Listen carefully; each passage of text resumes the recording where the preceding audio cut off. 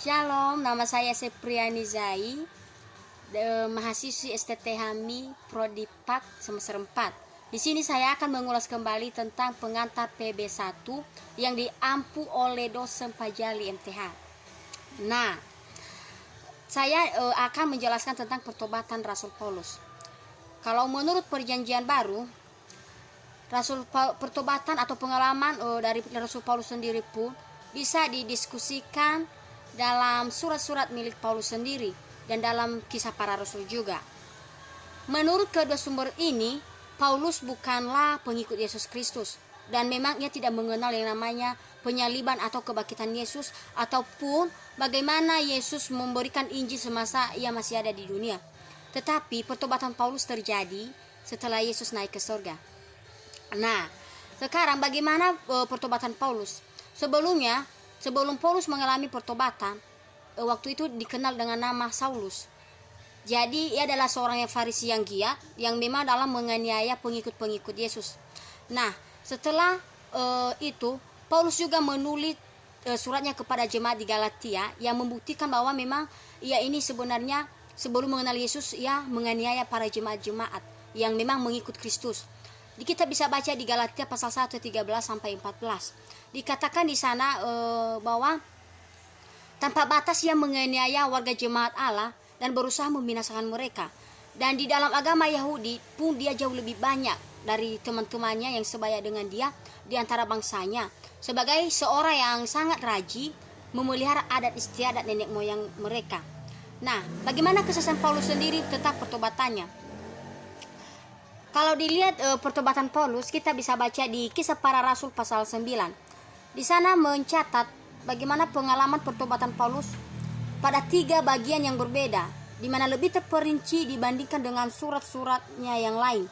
Dalam kitab tersebut memuat bahwa Paulus dalam perjalanan dari Yerusalem ke Damsyik di Syria dengan mandat dari imam-imam kepala untuk mencari dan menangkap para pengikut Yesus, serta dibawa ke Yerusalem untuk diintegrasi dan dihukum. Jadi di Kisah Para Rasul pasal 9 ini dikatakan dalam perjalanan Paulus ke Damsyik, mau menuju atau untuk sudah dekat di kota itu atau di Damsyik, tiba-tiba dari langit terpancar cahaya yang mengelilingi dia. Nah, disitulah Paulus rebah ke tanah dan kedengaranlah olehnya suara yang berkata, "Saulus, Saulus, mengapa engkau menganiaya aku?" Nah, bagaimana jawab Paulus? Dia berkata, "Siapakah engkau, Tuhan?"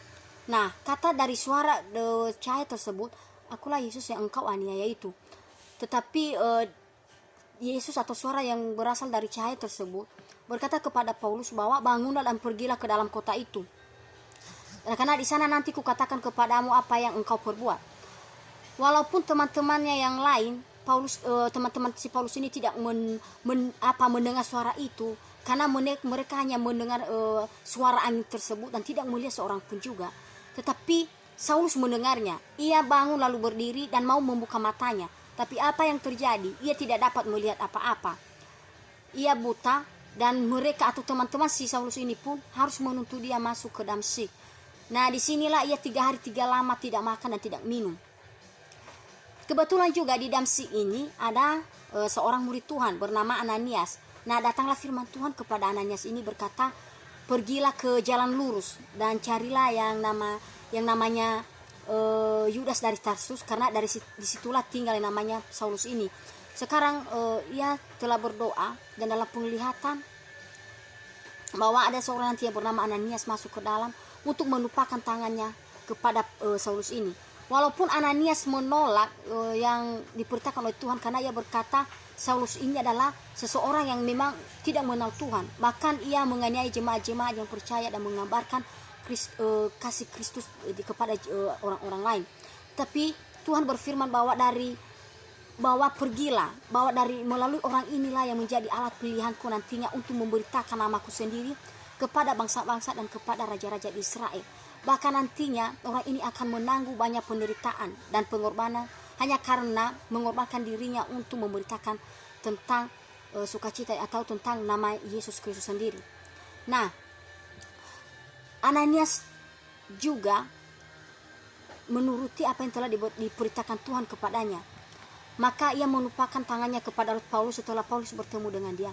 dan berkata kepada Paulus, "Saulus, saudaraku, bahwa Tuhan Yesus telah menampakkan diri kepadamu di mana di jalan yang engkau lalui, dan sekarang ia menyuruh aku kepadamu supaya engkau dapat melihat lagi dengan penuh Roh Kudus." Nah, seketika itu juga selaput dari matanya Paulus pun seolah-olah gugur dari matanya, sehingga ia dapat melihat lagi. Paulus bangun, dan dari situ ia percaya kepada Yesus Kristus dan ia mau dibaptis. Dan setelah itu ia makan, pulihlah kekuatan si Paulus ini. Dikatakan di sana bahwa Saulus tinggal beberapa hari lamanya bersama-sama dengan murid-murid di Damsyik. Dan ketika itu juga lah ia memberitakan Yesus di rumah-rumah ibadat, dan bahkan dengan giatnya mengatakan bahwa Yesus sendiri ini adalah anak Allah. Nah, suatu ketika kita bisa lihat di pasal selanjutnya, setelah pasal 9, Saulus ini tidak dipercaya oleh murid-murid di sana. Kenapa? Karena sebelumnya kan ia adalah seorang yang menganiaya jemaat Tuhan, apalagi yang mau memberitakan firman tentang Tuhan Yesus. Nah, sehingga saudara-saudari yang telah ikut dalam jemaat Tuhan Yesus pun curiga terhadap Paulus dan ragu bahwa Paulus akan menerimanya di dalam perkumpulan jemaat tersebut. Tetapi apa yang terjadi? Ananias sendiri, Barnabas sendiri yang juga adalah murid Tuhan Yesus sendiri, yang juga percaya dan memberitakan Injil tentang Tuhan Yesus, mau menerima Paulus.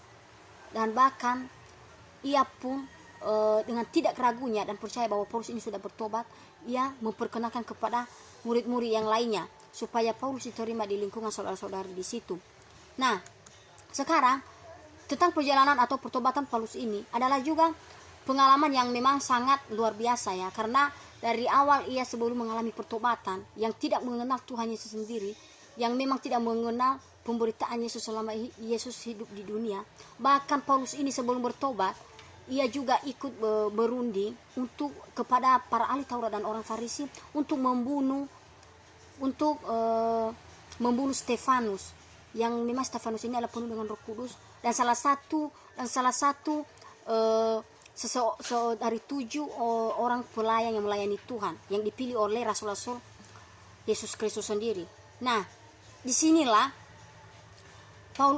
kita juga bermanfaat bagi kita bahwa tiada yang tak mungkin bagi Tuhan, tiada yang mustahil bagi Tuhan. Semuanya akan bisa terjadi sesuai dengan kehendaknya.